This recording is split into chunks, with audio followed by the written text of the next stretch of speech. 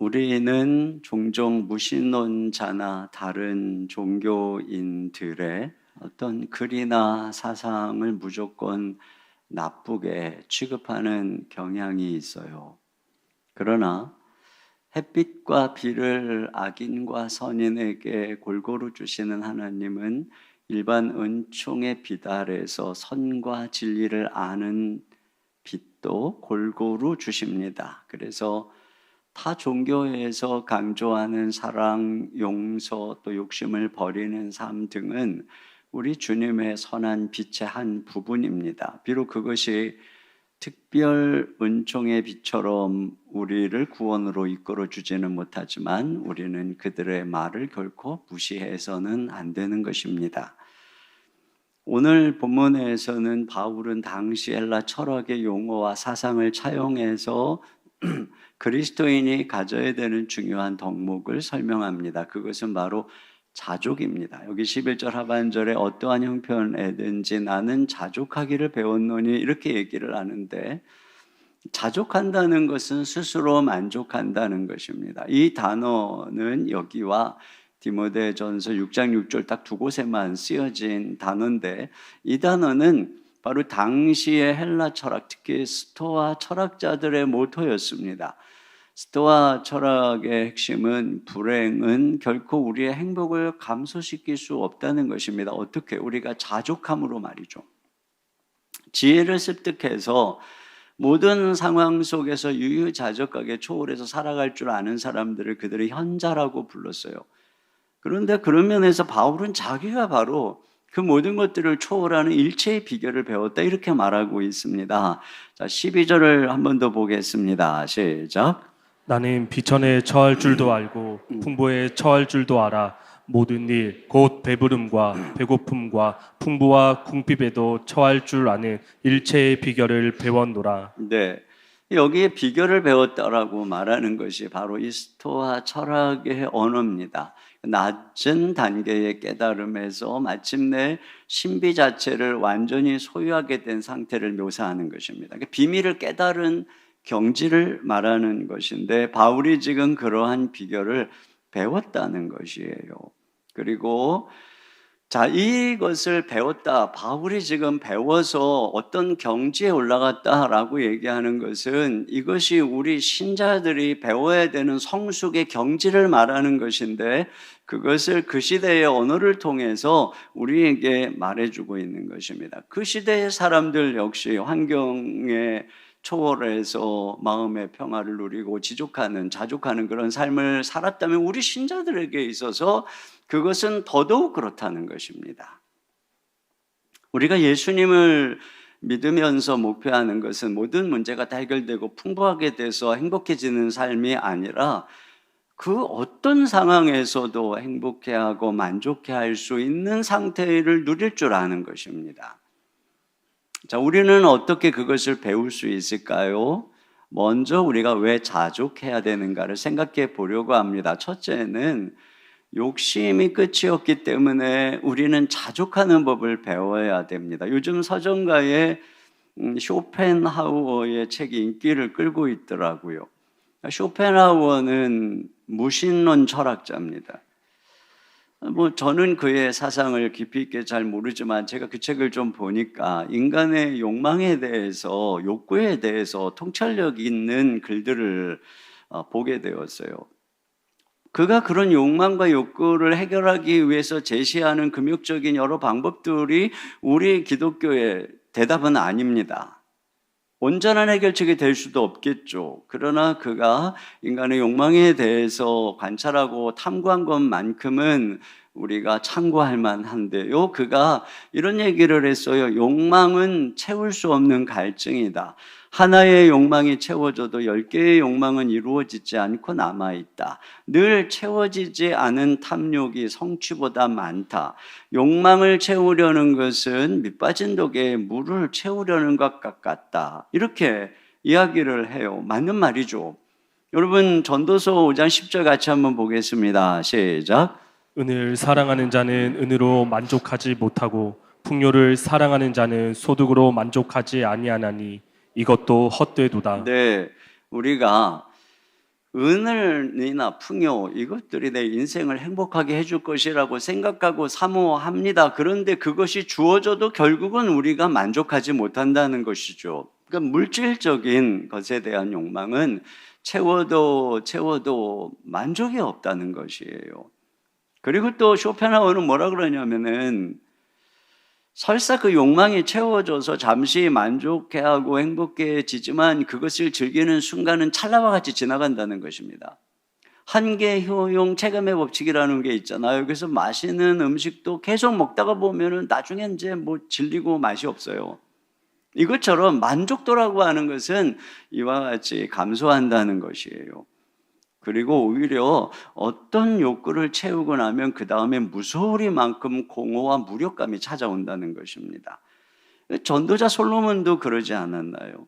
모든 것을 다 누려봤다고 그러잖아요. 모든 음식 다 먹어보고 모든 쾌락 다 누려보았는데 그가 하는 말이 헛되고 헛되다 이렇게 얘기를 합니다. 그러니까 채우면 채울수록 만족하는 것이 아니라 오히려 공허해진다는 것입니다. 허무에 빠진다는 것입니다. 그러다 보니 자꾸 외적으로 자극적인 것을 찾아가게 되고 또 마약도 뭐 찾아가게 되고 새로운 물건, 새로운 사람의 흥미를 느끼는데 그러면 그럴수록 더 공허해지는 악순환이 계속되는 것이죠. 그러니까 인간의 욕망이라고 하는 것은 결코 외적인 자원이나 환경의 그 무엇으로 채울 수 없다는 것이에요. 그러므로 오늘 바울의 말에 귀를 기울여야 됩니다. 이 세상의 것에 대해서는 우리가 자족하는 법을 배워야 된다는 것이에요.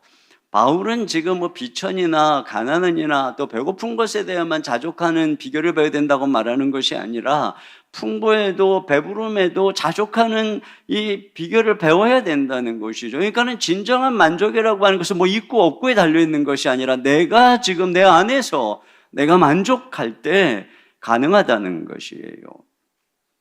그런 면에서 여러분 우리는 어느 정도 이 세상의 것에 대해서는 어느 정도 선에서 만족하며 살아가는 법을 배워야 됩니다. 그렇지 않고 뭔가 계속 욕심을 내면은 하와처럼 모든 게 풍족한 에덴 동산에서도 불평하다가 결국은 망해버리는 그런 불행한 인생으로 끝나게 되는 것이에요. 여러분 이 전도서에 보면은 거기 읽다가 보면은 자주 나오는 것 중에 뭐가 나오냐면은 너희 지금 먹고 마시고 즐기라 이렇게 얘기를 종종 합니다. 여러분 이 자족한다는 게 뭐예요? 지금 내 상황에 대해서 만족하고 즐기는 것입니다. 감사하는 것입니다. 그러니까 자꾸 무슨 큰 욕심 부리지 말고 매일매일의 삶에서 먹고 마시는 거 즐겁게 먹고 마시라는 거예요. 또 아내와도 즐겁게 살라고 거듭거듭 얘기를 하고 있어요. 전도서 9장 9절 다 같이 보겠습니다. 시작. 내 헛된 평생의 모든 날 곧 하나님이 해 아래에서 내게 주신 모든 헛된 날에 내가 사랑하는 아내와 함께 즐겁게 살지어다. 그렇습니다. 자꾸 그냥 더 완벽을 요구하고 그러지 말고 지금 어느 정도 선에서 지금 하나님이 우리에게 주신 삶에 대해서 만족하고 즐겁게 살아가고 감사하라는 거예요. 그래, 우리 가정이 그래도 먹고 살고 있으니 그래 감사해. 이렇게 또 자족하라는 것입니다. 우리 자녀가 뭐 공부는 잘하지 못해도 그래도 씨밭에 더러 피가 있으니 그래 이만하면 됐다 이렇게 또 감사하라는 것입니다. 교회도 이만하면 됐지 이렇게 감사하라는 것입니다. 뭐 처음에는 뭐 교회 와가지고 와 우리 교회 너무 좋아요 그러다가 한계, 효용, 체감의 법칙에 의해서 좋다 하는 게 점점 이제 다 당연해지고 그럴듯해 뭐 그냥 그러지고 그러다 보면 어때요? 자꾸 뭔가 더 자극적인 것을 요구하야 되고 그게 안 채워지면은 불평하고 뭐 이렇게 되는 거거든요. 그러니까 그러지 마시고 그래 이만하면 됐다. 사람에 대해서도 그래 저 정도면 됐다. 세상에 어디 완벽한 사람이 어디 있나 우리가 이렇게 생각할 수 있어야 됩니다. 전도서 7장 16절 다 같이 보겠습니다. 시작. 지나치게 의인이 되지도 말며 지나치게 지혜자도 되지 말라. 어찌하여 스스로 패망하게 하겠느냐. 그렇죠. 지나치게 막 우리가 정의롭고 완벽하게 의로운 것을 추구하면은 세상은 말이에요. 전부 다 주변에 나쁜 사람밖에 없고 나쁜 집단만 존재하게 되는 것이잖아요. 여러분, 우리 욕심의 충족은 채워서 주어지는 것이 아니고 그냥 부족해도 스스로 만족할 줄 아는 이 능력을 배워야 되는 것이에요. 그래서 플라톤이 행복의 조건에 대해서 여러 가지를 얘기하면서 결론이 뭐냐면 조금 부족할 때 행복하다고 했습니다. 그가 5가지를 행복의 조건을 얘기했는데 첫째는 뭐냐면 먹고 입고 살고 싶은 수준에서 조금 부족한 듯한 재산이 있을 때 행복하다는 거예요. 여러분, 뭔가가 넘치고 그러잖아요. 그러면 소중한 거 몰라요. 그런데 조금 부족한 듯 할 때 소중하고 감사하고 행복하게 산다는 것이에요. 또 모든 사람이 칭찬하기에는 약간 부족한 용모를 가질 때 행복하다는 것입니다. 이 자기가 잘났다고 생각하는 사람은요, 교만해요. 그리고 감사가 없어요. 또 뭐 자기가 잘났다고 생각하는 배우자는요, 자기가 아내를 구제해줬다고 생각하고 자기가 남편을 구제해줬다고 생각하면서 감사가 없어요. 저도 사실 한동안 내가 잘났다고 생각하고 내가 아내를 구제해줬다고 생각을 했어요. 사실 그때는 제가 마음속에 정말 감사가 뭐 없는 건 아니지만 그렇게 많지는 않았어요. 근데 제가 어느 순간 세월이 지나가면서 옛날에 이렇게 찍은 결혼 사진부터 쭉 보니까 객관적으로 아내가 낫더라고요. 그래서 내가 구제를 받은 것이구나. 근데 이렇게 생각을 하고 나니까 얼마나 고마운지 모르겠어요. 아내가 고맙고 나 같은 남자하고 살아주는 아내가 감사하고, 그러니까 여기 행복이 있는 거예요. 또 자기가 생각한 것의 절반 정도밖에 알아주지 않는 명예를 가진 사람, 뭐 누구나 다 이 정도 알아줬으면 좋겠다 싶지만 그 절반밖에 안 알아줘요. 여러분, 누가 막 다 알아주잖아요. 그러면 그게 막 당연한 줄 알아요. 그런데 적당히 알아주니까 누군가가 나를 알아주고 칭찬하면 그게 감사하고 그런 사람들이 고마운 것이죠. 또 겨루어서 한 사람에게는 이기고 두 사람에게는 진 정도의 체력, 이게 뭐 이렇게 건강한 체력은 아니죠. 그러니까 이런 건강을 가지고 감사한 거예요. 또 이런 나를 또 따라주는 사람에게도 감사한 것이 아니겠어요? 또 이런 체력으로 뭔가를 이룰 때 주님의 은혜에 감사하게 되는 것입니다. 또 한 가지는 뭐냐면은 강연을 듣고서 청중의 절반은 박수를 치지 않는 말솜씨. 여러분, 이래야지 이게 박수를 이렇게 안 쳐주시면 이렇게 박수를 쳐주는 분에게 고마운 거예요. 그래서 사실 저도 강연을 이렇게 잘하는 축에는 속한다는 생각은 안 해요. 사실 제가 가끔씩 이제 주일에 했던 설교를 들어보거든요. 근데 어떤 때 이렇게 듣다가 그냥 확 꺼버려요.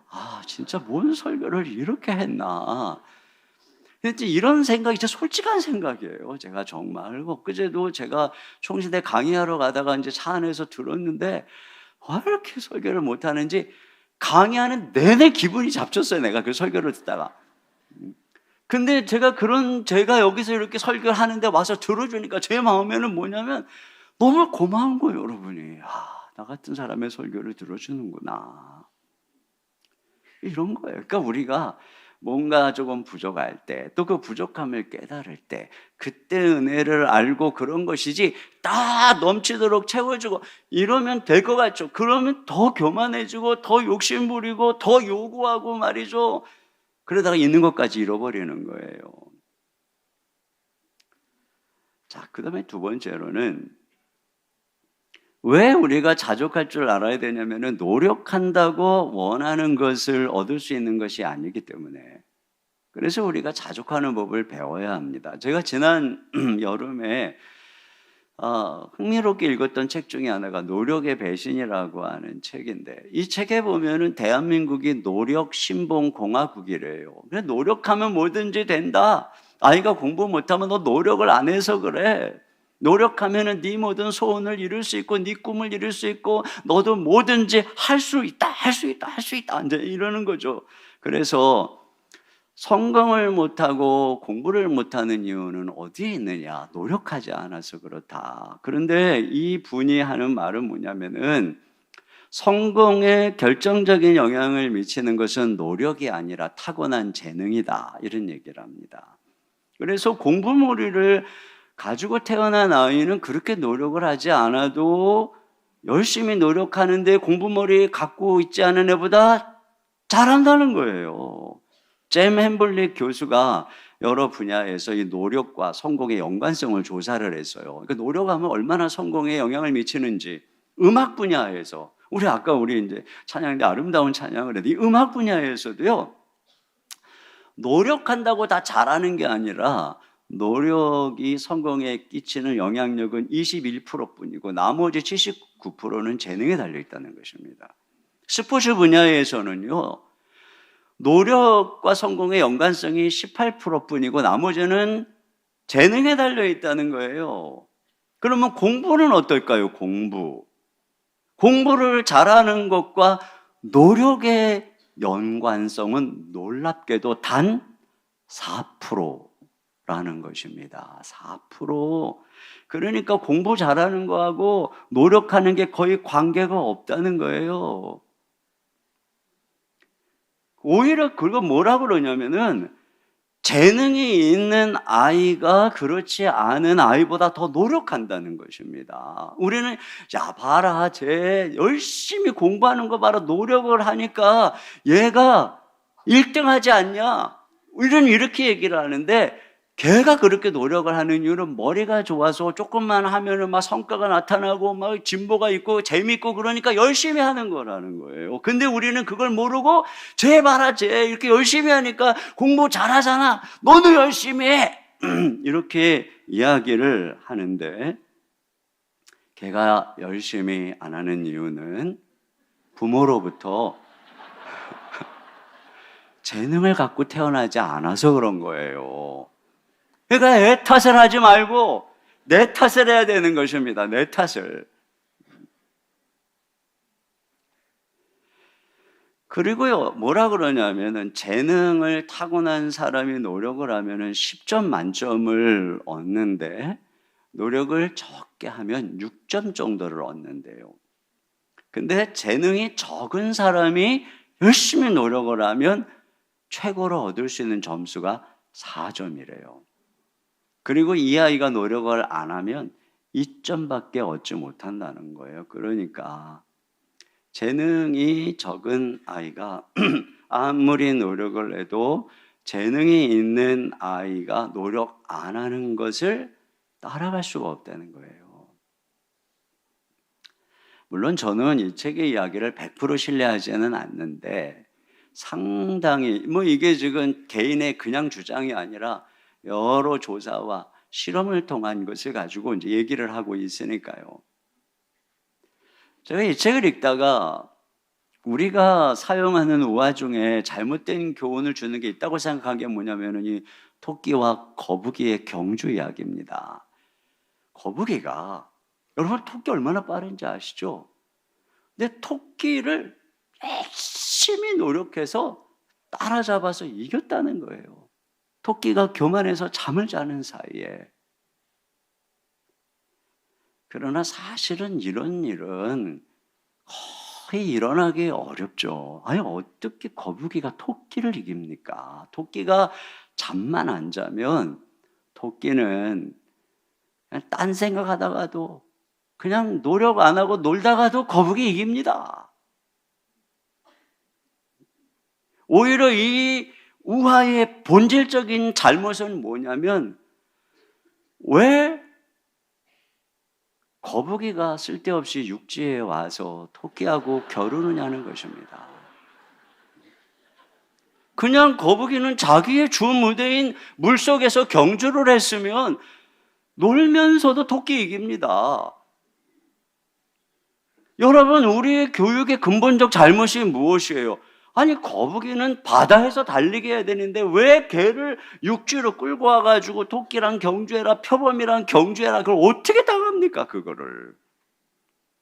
우리 애들이 잘못된 게 아니에요 사실은.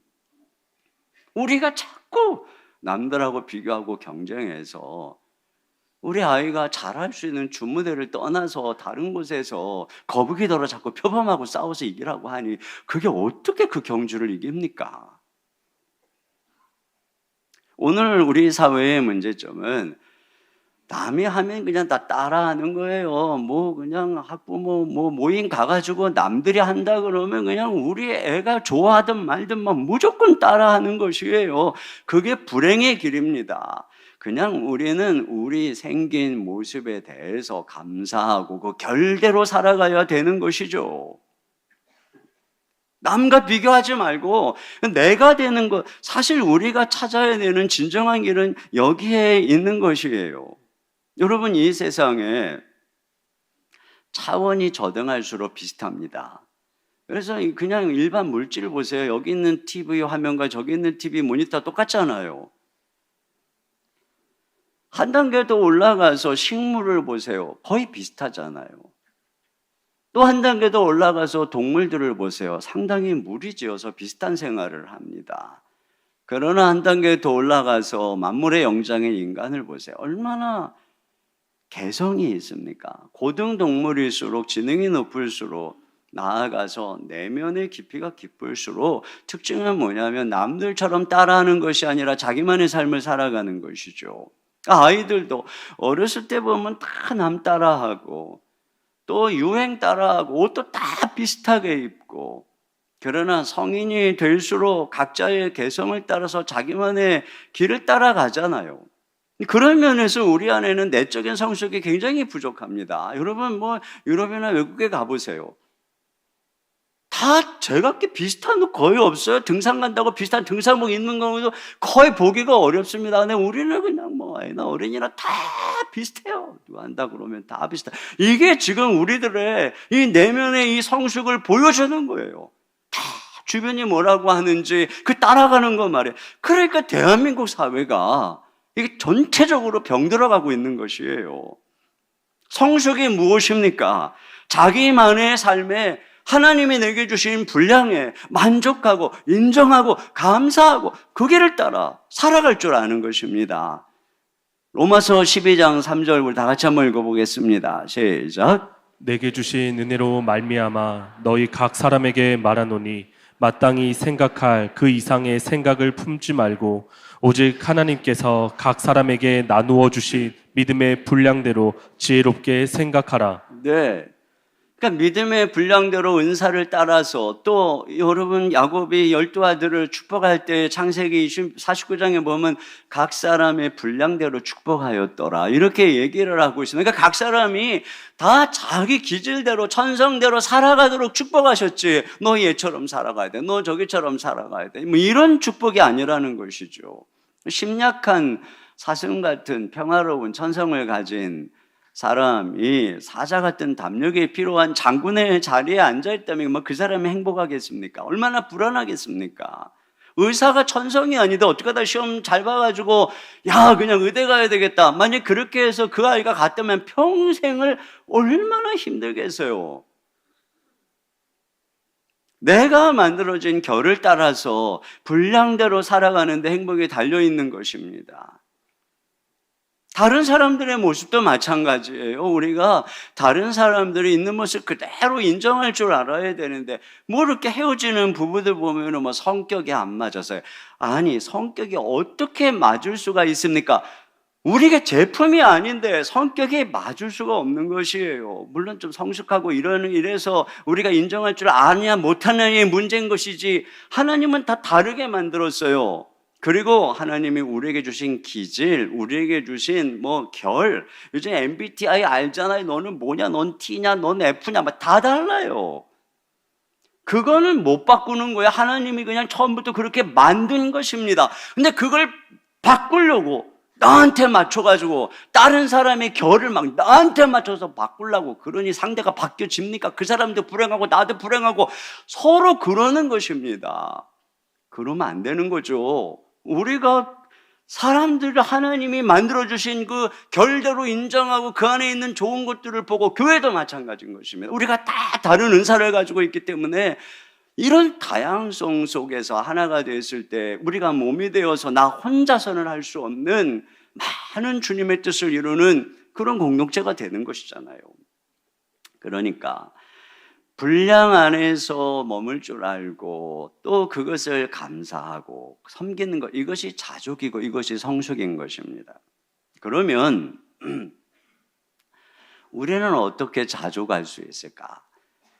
자, 그렇게 해야 된다는 것은 알겠는데 그러면 어떻게 자족할까? 이 비결이 뭘까? 이것을 오늘 바울이 13절에 얘기하는 거예요. 자, 13절을 한 번 더 읽어보겠습니다. 시작. 내게 능력 주시는 자 안에서 내가 모든 것을 할 수 있느니라. 네, 여기 자, 이 말씀은 첫째로 우리에게 어떤 의미를 주는 거냐면 나의 진정한 정체성을 그리스도 안에서 찾을 때 자족할 수 있다는 것입니다. 여기 이제 내게 능력 주시는 자 안에서 그러죠. 자, 내게 능력 주시는 자 안에서는 아마도 그리스도를 가리키는 것이겠죠. 그분이 능력을 주시는데 주시는이라고 그러죠. 그러니까 지금도 주시고 계시는 거예요. 지금 바울은 감옥에 있습니다. 빌립보서 옥중 서신이죠. 초라한 감옥에, 고통스러운 감옥에 있습니다. 그런데 주님이 그 곁에서 계속해서 누구냐 나에게 능력 주시는 분이라는 것입니다. 그분 안에 있다는 것이에요. 그러면 여러분 그분이 주시는 능력이 무엇이겠습니까? 이 문맥을 통해서 본다면 바울에게 그리스도께서 주시는 능력은 외부적인 환경에 의해서 그의 정체성이 흔들리지 않는 능력입니다. 너의 너됨이, 너의 존귀함이 너의 환경에 달려있거나 주변 사람들의 인정에 달려있는 것이 아니다. 내가 너를 선택했고 내가 너를 무조건 사랑한다. 내가 너와 함께한다. 내가 너의 상급이다. 여기에 우리의 정체성이 있다는 것이죠. 여러분, 마귀의 유혹이 뭐냐면 우리로 하여금 세상의 것으로 우리 자신을 입증하라는 유혹인 것이에요. 이게 예수님을 향한 유혹이었거든요. 네가 진짜 하나님이 사랑하는 아들이라면 돌로 떡을 만들어 봐. 네가 정말 하나님이 사랑하는 아들이라면 성전 꼭대기에서 떠내려 봐. 그러면 천사가 너를 받아준다면 내가 인정해 줄게. 네가 진짜 하나님의 사랑하는 아들이라면 너 세상 천하만국 영광이 있어야 되는데 나한테 저래, 내가 줄게. 이와 같이 마귀는 말이에요, 우리로 하여금 너 자신이 사랑받는 사람이고 가치 있는 사람이고 괜찮은 사람인 것을 입증해보라. 여러분, 이러한 유혹은 굉장히 강렬한 것이에요. 심리학자 윌리엄 제임스 뭐라 그러냐면 인간 본성의 가장 깊은 곳에 있는 원리는 인정받고 싶은 갈망이다. 그래서 인정받으려고 다른 사람들에게 내가 그래도 괜찮은 사람이라는 것을 보여주고 싶은 욕망 때문에 더 많이 가지려고 그러고 더 많은 부를 얻으려고 한다는 것이에요. 그런데 우리 주님께서는 이런 마귀의 시험을 이기셨습니다. 그래서 돌로 떡을 만들어라. 네가 하나님의 아들이라면 굶주리는 사람들 돌로 떡 만들어서 먹일 수 있어야 되는 거 아니야? 그런데 주님께서는 사람이 떡으로만 사는 것이 아니요 하나님에서 나오는 말씀으로 사는 것이다. 우리 주님께서는 능력이 있으셨지만 늘 말씀으로 사역하셨습니다.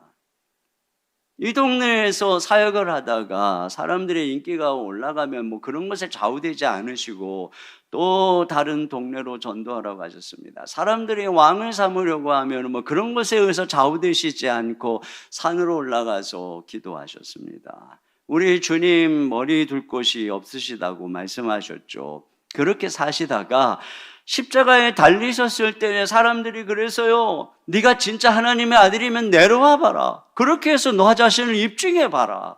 너를 못 박는 원수들을 단숨에 때려잡음으로써 네가 정말 메시아라는 것을 입증해 보라. 그러나 주님께서는 묵묵히 운명하셨어요. 우리를 위해서 그 길을 가셨습니다. 어떻게 가능했을까요? 여러분, 우리 주 예수님께서는 이미 하나님 앞에서 자기 입증이 끝났기 때문입니다.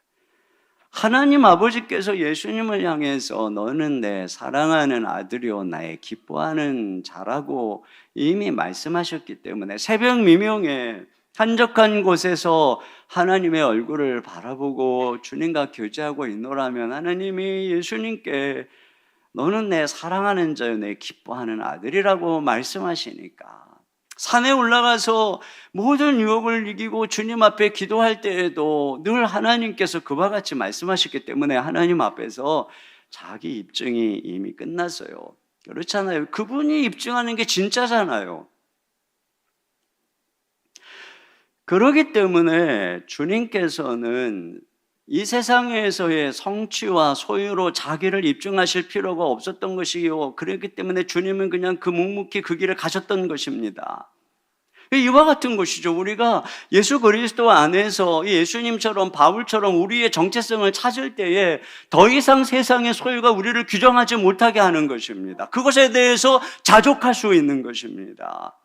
그것이 바로 바울의 고백이에요. 내게 능력 주시는 자 안에서 내가 모든 것을 할 수 있다.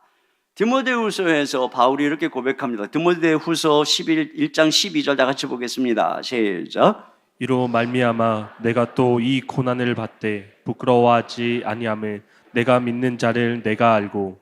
그렇습니다. 내가 믿는 자를 내가 알고, 그러니까 예수님을 알아요. 그 예수님과 깊은 교제 속에 걸어가기 때문에 거기서부터 주님과의 그 깊은 사랑으로 인해서 이 세상에서 고난을 받아도 그게 부끄럽지 않다라고 말씀하고 있는 것이죠. 여러분, 우리가 예수님도 그렇고 바울도 그렇고 많은 하나님의 사람들이 이와 같이 먼저 하나님 앞에서 자기의 정체성을 확인하고 나의 나됨을 하나님 앞에서 입증하고 그게 끝나고 그러기 전에는 이 세상에서 우리가 유익한 존재로 살아갈 수가 없습니다. 이게 안 되면 내가 누군가를 돕고 사랑하고 섬기는 것조차도 다 내 입증의 도구가 되기 때문에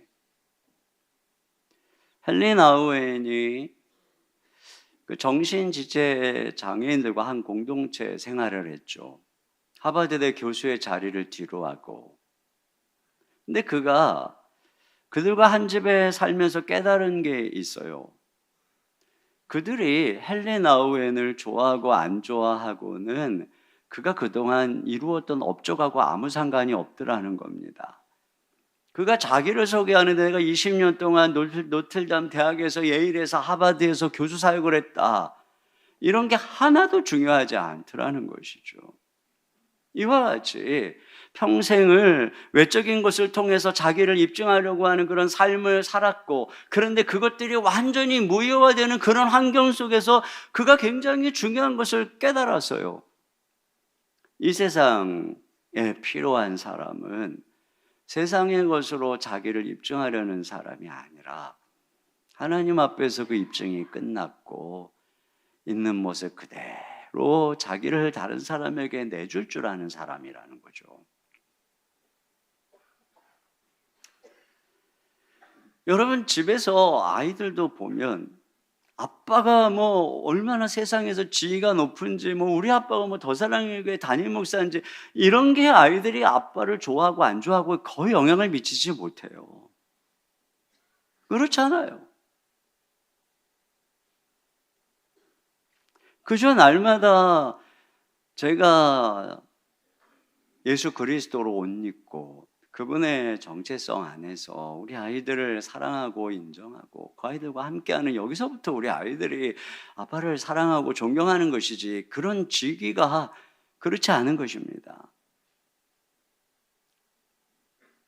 제가 개척학교를 섬기면서 깨닫는 것이 뭐냐면, 저는 교회를 개척하고 우리 교회가 이렇게 성장했기 때문에 그것이 어떤 면에서 그분들에게 잠시 주목하게 하는 빛이 될 수 있겠죠. 그러나 지금 몇 년이 지나도 가족과 예배하는 분, 또 뭐 10명도 안 되는 성도와 예배하는 분, 그 자립이 안 되고 끊임없이 어려운 분, 그러다 보니까 아내에게도 또 뭐 부모님에게도 자녀들에게도 정말 부끄럽고 초라하고 모든 사방의 모든 것들이 자기의 이 자존감을 무너뜨리는 것 같은 이런 환경 속에서 살아가는 그 목사님들에게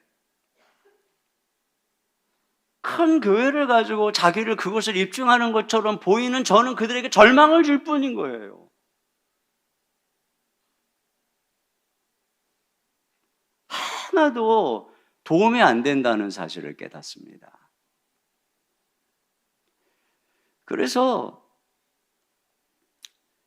그런데 가면은 저희들은 거의 말을 안 합니다.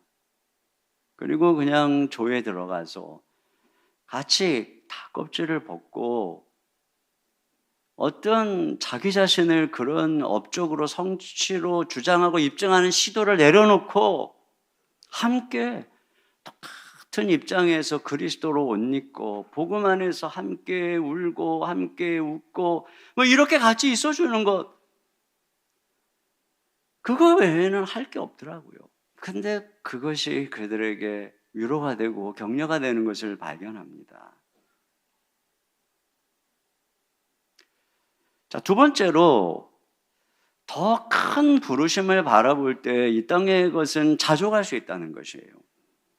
여기 문제는 내게 능력 주시는 자 안에서 내가 모든 것을 할 수 있느니라. 자, 이렇게 얘기를 하는데 여기 모든 것을 할 수 있다라고 하는 이 의미는 이 문맥 속에서 보면은 1차적으로 내가 모든 상황에 적응할 수 있다. 내가 뭐 가난하든 풍부하든 그 어떤 상황에서든 늘 내 본분 또 내가 하나님을 사랑하는 그 자리에서 자족하고 감사할 수 있다. 이것이 이제 1차적인 의미죠. 그 비결을 배웠다는 것입니다. 그런데 그렇게만 딱 마침표를 찍기에는 저는 아무리 읽어보고 이 빌립보서 전체의 맥락을 생각해봐도 아쉬움이 있어요. 과연 그게 끝일까요? 더 이상의 성취도, 더 이상의 열망도 필요 없이 그저 이런 상황에서 하나님이 나를 사랑하신다는 그것으로 저는 만족하고 행복하고 즐겁습니다. 끝! 이것이 과연 우리가 도달해야 되는 정상인가? 그것이 인생의 목적일까? 어느 철학자들이 말하는 것처럼 그렇게 자족하면서 그냥 평안한 상태에 이르는 것, 이것이 과연 우리 인생의 궁극적인 목적일까요? 여러분, 예수님께서 이 땅에 오셔서 늘 하나님 아버지와의 음성 속에서 너는 내 사랑하는 아들이다, 내가 기뻐한다 라고 하는 그 음성을 들으셨어요. 과연 그것이 예수님의 이 땅에서의 삶의 전부고 목적이었다면 예수님이 이 땅에 오실 필요가 없어요. 거기서 지금 이미 그런 상황에 계시는데 말이죠. 그러나 그런 엄청난 하나님의 임재 속에 있어서 주변에 있는 제자들이 여기가 좋습니다 했음에도 불구하고 주님은 거기에 머물러 계시지 않았어요. 주님께서 이러한 놀라운 주님의 은혜 속에서 이 세상의 인기나 세상의 것에 대해서 자족하신 이유는 사명의 길을 가기 위해서, 부르심의 길을 가기 위해서 그것에 걸림돌이 되지 않는 것들을 막기 위해서 그런 것입니다. 바울이 이 모든 환경에서 내가 자족하는 일체의 비결을 배웠다라고 말할 때 그것은 바로 그의 부르심의 길을 가기 위해서인 것이죠. 그가 지금 왜 이 감옥에 있는 것입니까? 1차 선교여행, 2차, 3차 전도여행을 마치고 이만하면 됐다, 그래도 누가 뭐라 그러겠습니까? 그럼에도 불구하고 내가 예루살렘에 갔다가 로마에 갔다가 저 서바나 땅끝까지 가겠다라고 하는 비전 속에서 목숨 걸고 예루살렘에 갔다가 거기서 체포돼가지고 감옥에서 있는 것이에요. 그 감옥에 있는 동안에도 그는 끊임없는 열정을 가지고 자기가 메인 것이 오히려 이 복음의 진보가 돼서 많은 이 시위대 안에서 복음의 진보가 나타났다라고 얘기하잖아요. 그러면서도 내가 나가면 이제 로마 교인들의 도움으로 사바나도 가겠다, 이런 끊임없는 열정을 가지고 걸어가다가 순교했습니다.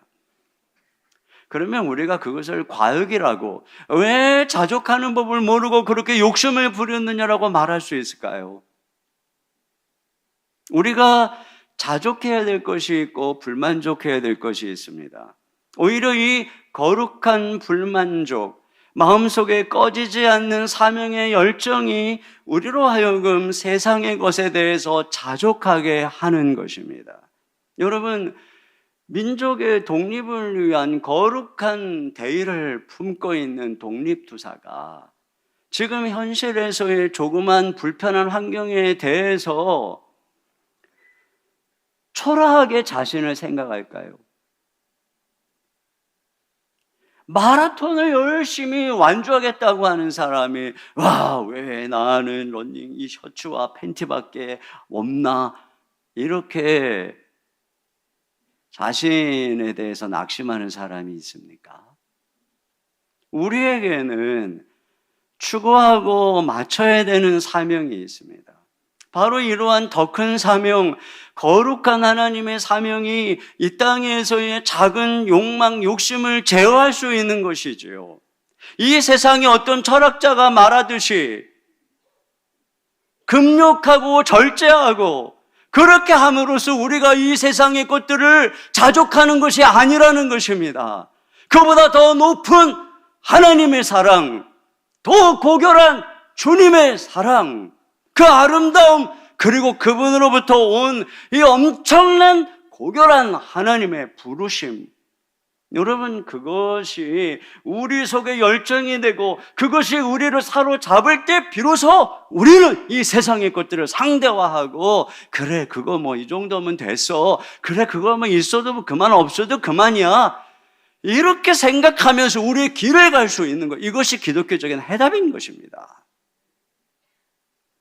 천개의 심장이라고 하는 책을 쓴 이시온 선교사님이 계시죠. 이분이 아프가니스탄에서 위험한 곳에서 한 10년 정도 사역을 하시다가 마침 이제 한국에 정말 나오고 싶었는데 한 교회에서 사역할 기회가 생겨 귀국을 하셨어요.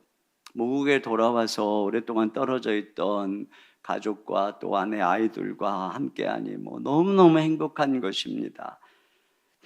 그런데 어느 날 강의 요청을 받아서 지방으로 내려가는데 강의 시간을 기다리다가 그 사무실에 책장에서 무심코 책 한 권을 빼서 열었는데 거기에 어떤 사진이 보였어요. 그 사진은 100년 전에 조선 땅에 들어온 의료 선교사 루비 캔드릭에 대한 것이었습니다. 조선 땅에 온 지 8개월 만에 26세의 나이로 숨져서 양화진에 묻힌 그녀의 묘비에 이런 글귀가 적혀져 있었던 거예요. 만일 나에게 1000개의 생명이 있다면 그 모두를 조선에 바치겠습니다.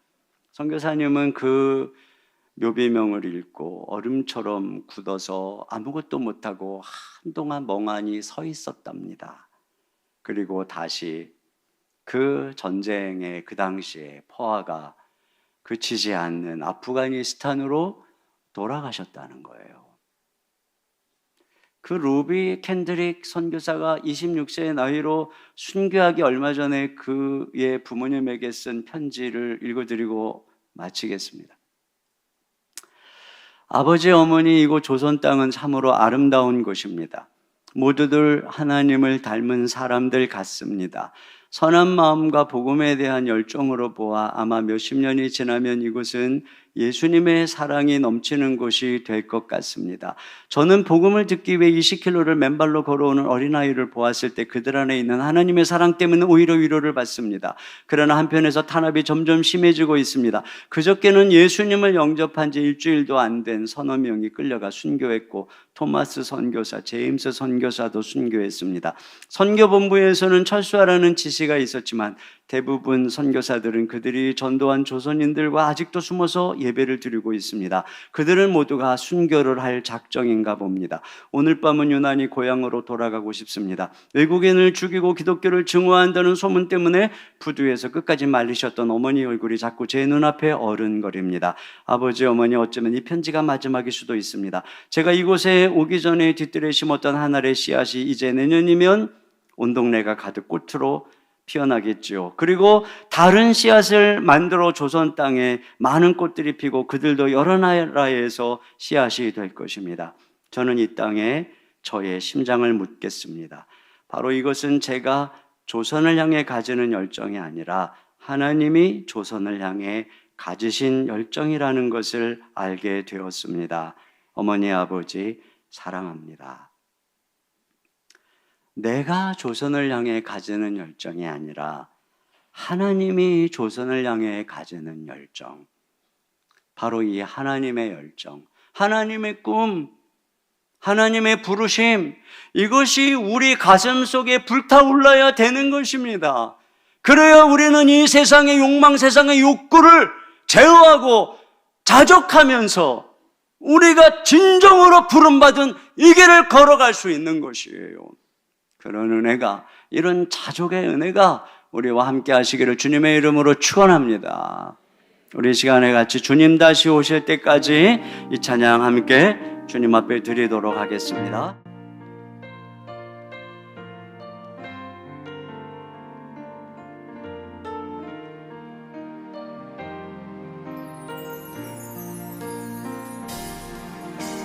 주님 다시 오실 때까지 나는 이 길을 가리라.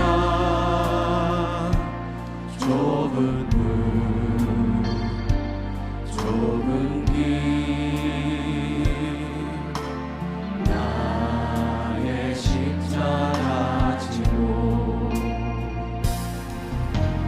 나의 가는 이 길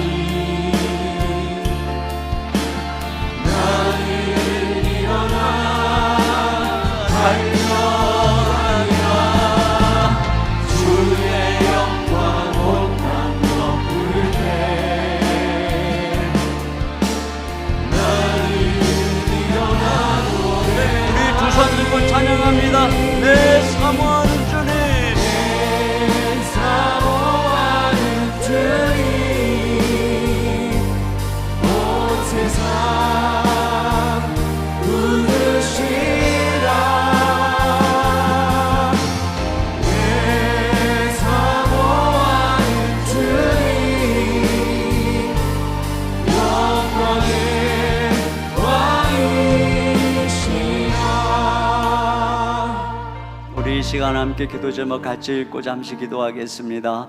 한 목소리로 읽겠습니다. 어떠한 형편에든지 자족할 수 있는 비결을 배우게 하사 하나님이 주신 모든 것에 만족해하며 감사하게 하소서. 끝이 없는 욕심과 남과 비교하는 마음을 버리고 하나님이 나에게 허락하신 분량을 받아들이며 행복한 삶을 살게 하소서. 그리스도 안에서 나를 택하시고 함께 하시는 하나님의 더 큰 부르심을 바라보며 이 땅의 것에는 자족하고 고귀한 사명에는 뜨거운 열정으로 순종하며 살게 하소서. 우리 한 목소리로 기도하겠습니다. 하나님 아버지,